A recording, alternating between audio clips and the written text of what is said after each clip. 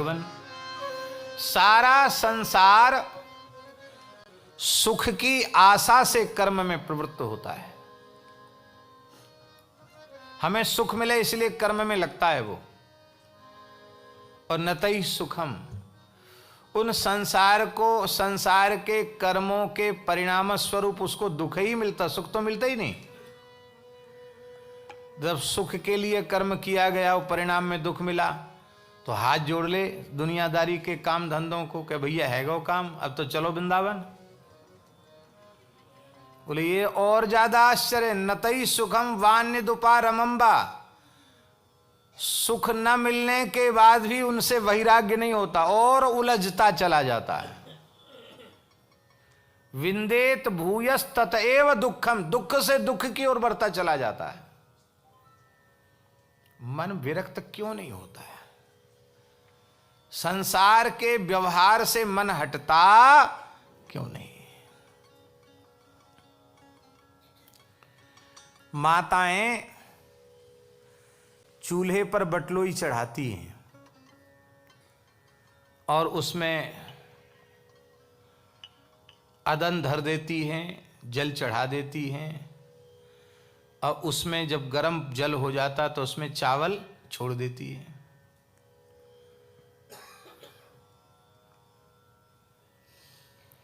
और एक निश्चित समय पर उस बटलोई का एक चावल निकालती है चम्मच से और उसको दबा के देखती है, ये सिद्ध हो गया कि नहीं हो गया। साधुओं में भी सिद्ध होना कहते हैं और बंगला भाषा में भी सिद्ध होना ही कहते हैं। बंगला में भी सिद्ध होना कहते हैं कि नहीं? अन्नो सिद्ध होइचे,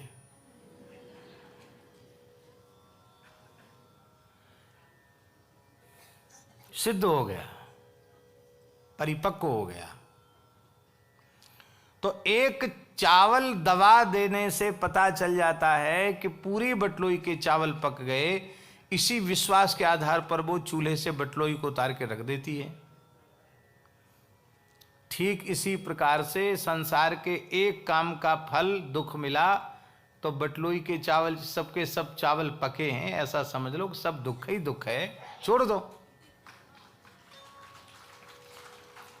लेकिन हम लोग तो इतने बुद्धिमान हैं ना कि एक चावल पक गया फिर दूसरे को दबा के देखते, फिर तीसरे को दबा के देखते हैं। अरे भाई बटलोई में एक चावल तो है नहीं, कितने दबाओगे, इसी में जीवन निकल जाएगा, हाथ कुछ लगने वाला नहीं। तो संसार के कर्मों से, दुखप्रद कर्मों से मन विरक्त क्यों नहीं होता? ये विदुर जी ने प्रश्न किया। और महाराज जी प्रश्न भी किया और समाधान भी स्वयं किया। प्रश्न भी कर रहे हैं और उस प्रश्न का समाधान भी मैत्री जी के चरणों में प्रस्तुत कर रहे हैं। क्या समाधान है? कस्त्रप्नुयात् तीर्थपदो विधानात् सत्रेषु वः सूरिभिरीड्यमानात्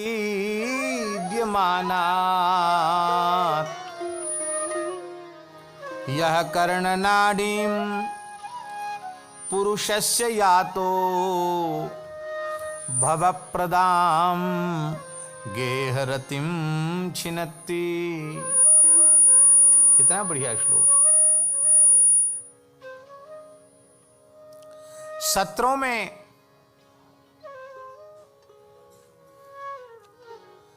ऋषि मुनि महात्मा भगवान के मंगलमय चरित्रों का गान करते हैं, उनको प्रेमी लोग श्रवण करते हैं तो सुनते सुनते तृप्त नहीं होते। कौन तृप्त हो जाएगा? अर्थात कोई भी सहृदय भगवान का चरित्र सुनकर तृप्त होगा ही नहीं।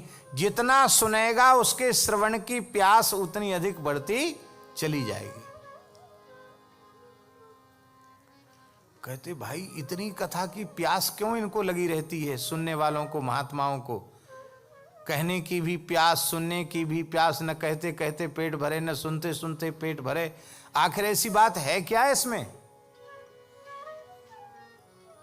कहते भाई,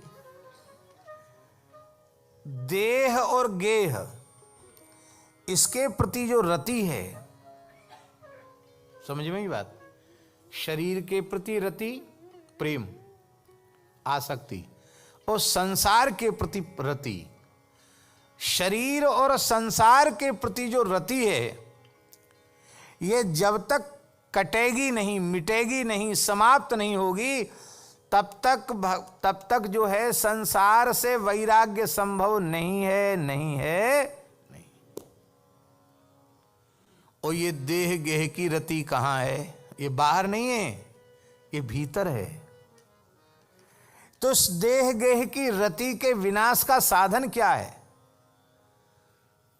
विदुर जी कहते, यह कर्ण नाड़ीम पुरुषस्य यातो। ये कथा, कृष्ण की कथा, इस कान की नाड़ी से जब भीतर जाती है तो भीतर में जो देह गेह की रति है, उस रति को काट डालती है ये कथा।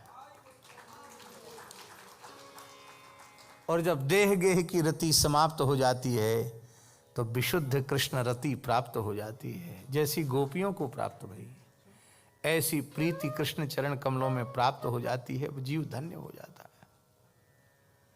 इसलिए महाराज, हमारी समझ में तो ये आया कि सुख की आशा से कर्म में प्रवृत्त जीव परिणाम में दुख भोग करके भी उससे उसका मन हटता इसलिए नहीं है क्योंकि उसके भीतर देह गेह के प्रति रति बनी हुई है। और ये देह गेह के प्रति माने शरीर संसार के प्रति रति, और ये शरीर संसार के प्रति रति बिना कथा सुने मिटने वाली। जितना सुनते चले जाओ उतना मिटती चली जाएगी।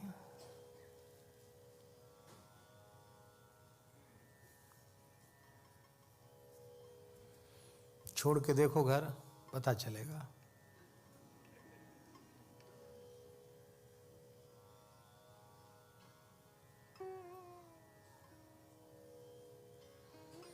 आप लोग कहेंगे छोड़ के देखो घर, पता चलेगा।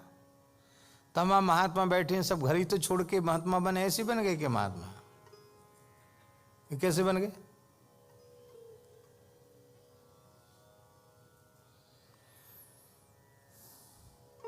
देह गेह में रति जिनकी नहीं है, ऐसे महात्माओं का संग किया है इन्होंने और उनकी वाणी से कथा सुनी और कथा लग गई, बस संसार छूट गया। भव प्रदाम गेहरतिम छिनत्ती। अरे भाई, राधा रानी की बात वृषभानु नंदनी श्री राधा रानी कह रही हैं। यदनुचरित लीला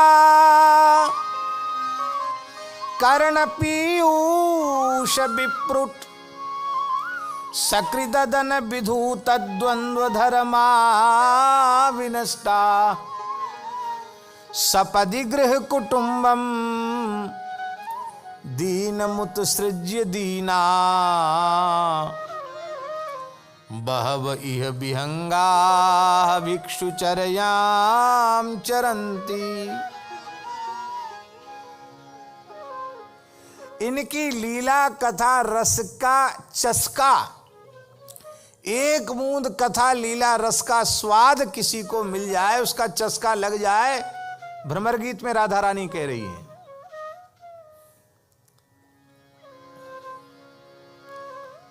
तो उसके सारे द्वंद्व धर्म नष्ट हो जाते हैं। ये द्वंद्वात्मक ही संसार है। और फिर सपदि गृह कुटुंबम, फिर घर छोड़ देता है, कुटुंब छोड़ देता है। दीनम उत्सृज्य, रोते बिलखते परिवार को छोड़ के चल देता है। राधा रानी कहती, आज भी वृंदावन में न जाने कितने ऐसे साधु मधुकरी कर रहे हैं जिनके घर द्वार छूट गए। किसी ने लीला देख ली तो किसी ने कथा सुन ली। बहुत खतरनाक है कथा और बहुत खतरनाक है लीला। न ईमानदारी से कहना, न ईमानदारी से सुनना। कहीं ईमानदारी से कह सुन लिया तो तुम्हारा संसार क्षण भर में उजड़ जाएगा। बोलो भक्तवत्सल भगवान की। अच्छा एक बात बताओ, भीतर से बोलना, यहां से नहीं, मुंह देखी नहीं। संसार को बसाकर कितने लोग रखना चाहते हैं, इसको उजाड़ना कितने लोग चाहते हैं? बड़े भक्त हो आप लोग संसार के।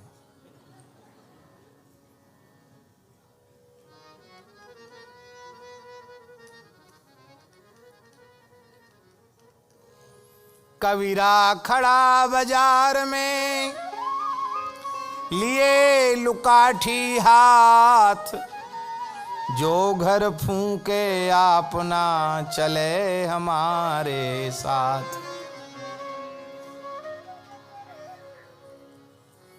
कथा सुन लोगे तो संसार उजड़ जाएगा।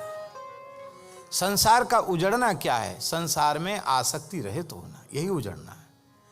हमारा अर्थ ये नहीं कि आप घर छोड़ के चलो, नहीं, यहां रहकर भी आप अनासक्त होकर के रहो। बंधन कोई बाहरी बंधन नहीं है, आसक्ति का ही बंधन है। और आसक्ति भगवान के चरण कमलों में हो गई तो संसार का बंधन अपने आप छूट गया। अब यहां एक प्रश्न है कि जब विदुर जी ने प्रश्न किया, फिर स्वयं समाधान भी कर दिया। जब समाधान ही करना था तो प्रश्न ही क्यों किया? इसका तात्पर्य है कि प्रश्न की दो पद्धतियां हैं। एक पद्धति तो यह है कि हमारे मन में कोई प्रश्न उठा और हम उसके बारे में नहीं जानते, हम बहुत सोच समझते विचारते, फिर भी समाधान नहीं हो रहा है, तो हमने केशव राम जी के से पूछा कि आप ये हमारा प्रश्न हमारे मन में उठ रहा है, इसका समाधान कर दीजिए। और इन्होंने समाधान कर दिया, हमको समाधान हो गया, प्रसन्न हो गया, ठीक है, बिल्कुल ठीक है, मान लिया हमने। एक पद्धति है। दूसरी पद्धति ये है कि हमको हमारे भीतर प्रश्न भी है और उस प्रश्न का समाधान भी हमने खोज लिया।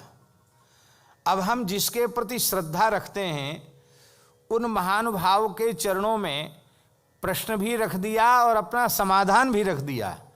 अब उनकी समाधान पर मुहर लग गई कि तुमने जो समाधान अपने मन में सोचा है वो बिल्कुल ठीक है, तो बस फिर उस साधन में लग जाने की आवश्यकता है। तो विदुर जी ने प्रश्न भी किया और समाधान भी किया। क्या मेरा समाधान ठीक है? कि देह गेह की रति इसलिए नहीं मिटती क्योंकि ये जीव कथा नहीं सुनता। कथा सुनेगा तो यह कर्ण नाडीम पुरुषस्य तो भव प्रदाम गेह रतिम चुनती। ये कर्ण की नाड़ी से कथा भीतर जाती है तो देह गेह की रति को समाप्त कर देती है। आपने बिल्कुल ठीक कहा, तब आप कृपा करके कथा सुनाइए। वहां भी विदुर जी ने कहा महाराज ये सृष्टि कैसे बनी? तब फिर महत्त्ववाद के क्रम से सृष्टि विस्तार का वर्णन करके सुनाया। और भगवान नारायण के नाभि से कमल हुआ, कमल से ब्रह्मा जी हुए, ब्रह्मा जी विचार करने लगे कि मेरा मूल क्या है, अपने मूल का अन्वेषण करने लगे। लेकिन जब वे अपने पुरुषार्थ से अपने मूल का अन्वेषण करने में समर्थ नहीं हुए, बहुत काल तक कमलनाल का आश्रय लेकर के बाहर भीतर होने पर भी अपने मूल को नहीं खोज सके, निराश होकर के अपने कमलासन पर पुनः विराजमान हो गए। विचार करने लगे आखिर मेरा जनक है कौन? और उसी समय दो बुलबुजे प्रकट हुए। उसमें से सब तप एक बलबुजा होते ना, बुदबुदा पानी के उत्पन्न हुए और वो फूटे। तो उनके फूटने से शब्द निकला तप। तप क्या निकला? तप तप तप करो, तप करो। ब्रह्मा जी ने तप किया और ब्रह्मा जी के सामने प्रकट होकर भगवान ने उन्हें दर्शन दिया। बोलो भक्तवत्सल भगवान। ब्रह्मा जी ने भगवान की स्तुति की, भगवान ने उन्हें सृष्टि रचना की सामर्थ्य प्रदान की। और उन श्री ब्रह्मा जी महाराज ने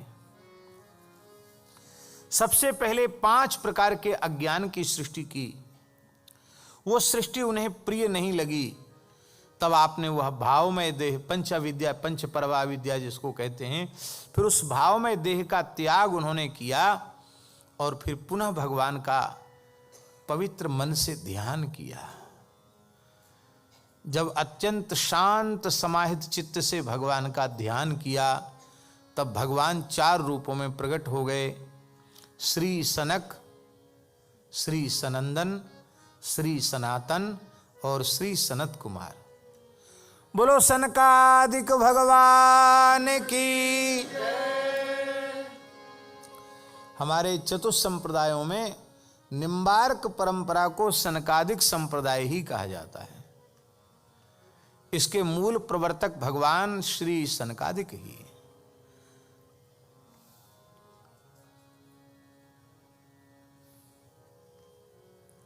हंस भगवान ने सनकादिकों को उपदेश प्रदान किया, सनकादिकों ने नारद जी को उपदेश प्रदान किया और फिर परंपरा में चल करके वो उपदेश संप्रदाय में आया।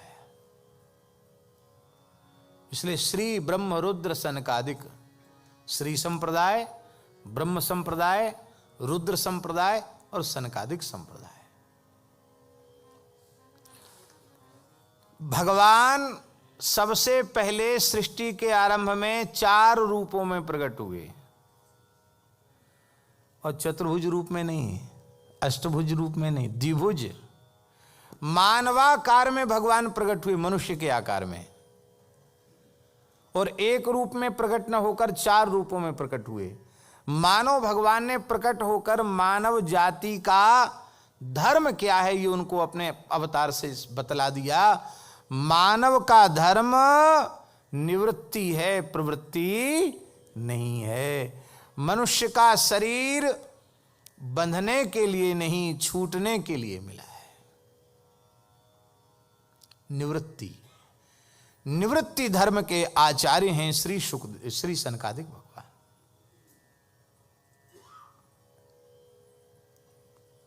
परम विरक्त।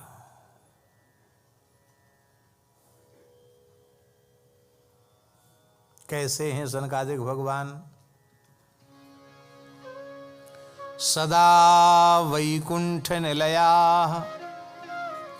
हरिकीर्तन तत्परा लीलामृत रसोन्मत्ता कथा मात्रैक जीविनः हरिशरणमित्येवं नित्यं येषां मुखे वचः अतः काल समादिष्टा जरायुष्मान् न बाधते।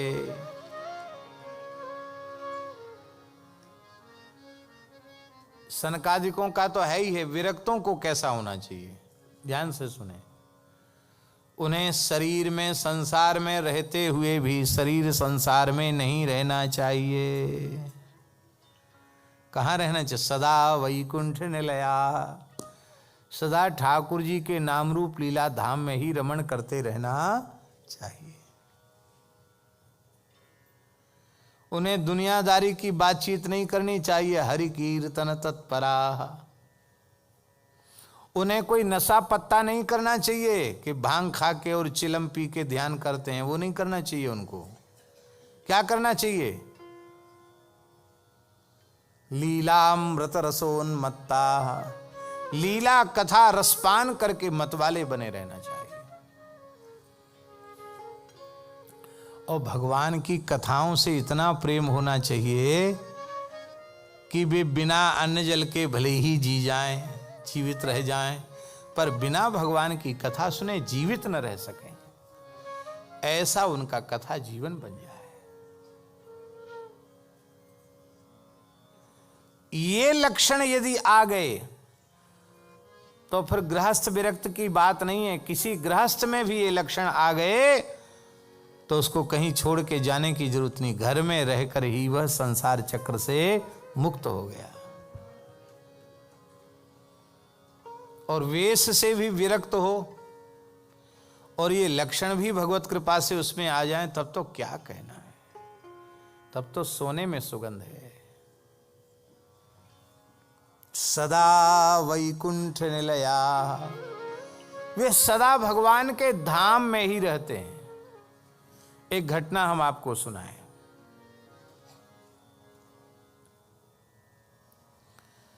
हमारे पूज्य गुरुदेव श्री भक्तमाली जी महाराज, बहुत वृद्ध शरीर हो गया, फिर भी लोग बहुत आग्रह करते तो महाराज जी चले जाते, कहीं भी चले जाते। तो एक बार गोरेदाऊ जी वाले पूज्य महंत श्री हरिदास जी महाराज ने हमसे कहा, एकादशी परिक्रमा करते हुए गोरेदाऊ जी गए, तो उन्होंने कहा कि महाराज जी को कह देना कि अब वृंदावन से बाहर न जाएं, बहुत शरीर वृद्ध हो गया, कमर झुक गई है। इधर छवि है महाराज जी की, इधर।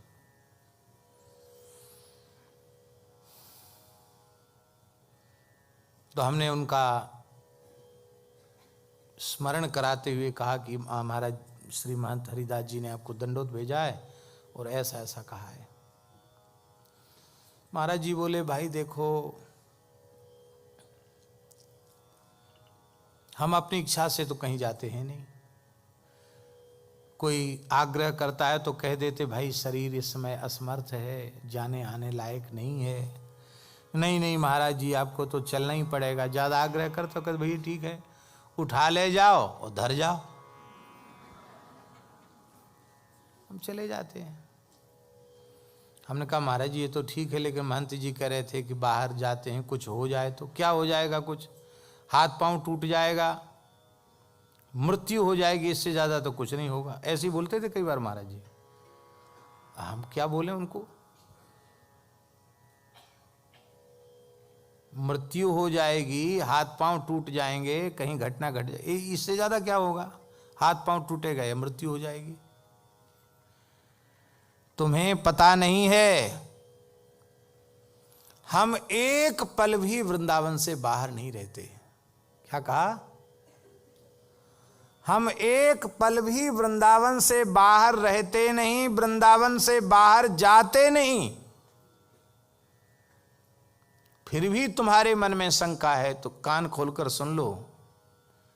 जहां कहीं शरीर छूटने वाला होगा वहां पहले वृंदावन प्रकट हो जाएगा। ऐसा कहकर महाराज जी भावाविष्ट हो गए। हमने उनके पावन चरणों में मस्तक रखा। महाराज जी, हम आप महापुरुषों का स्वरूप क्या समझे? यही तो है सदा वैकुंठ निलया, सदा भगवान के धाम में रहना।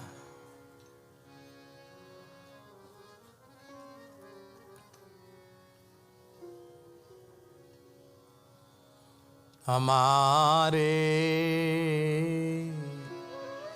वृंदावन और हमारे वृंदावन माया काल जहाँ नहीं व्यापे, माया काल